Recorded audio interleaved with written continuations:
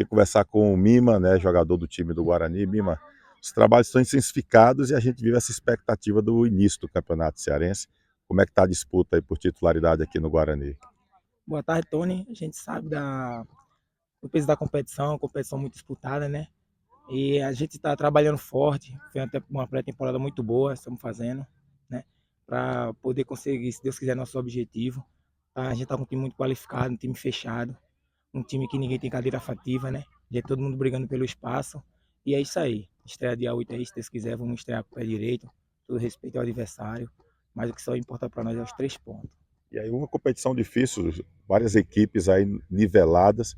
É meio que uma segunda divisão de luxo aí, com muitos times que foram acostumados a jogar a primeira divisão, hein, Mima? Sim, sim, a gente sabe, né, o máximo respeito que a gente tem pela essa equipe adversária, que não, o campeonato só tem o nome de segunda divisão, mas é a mesma concorrência da primeira, campeonato dificílimo, né?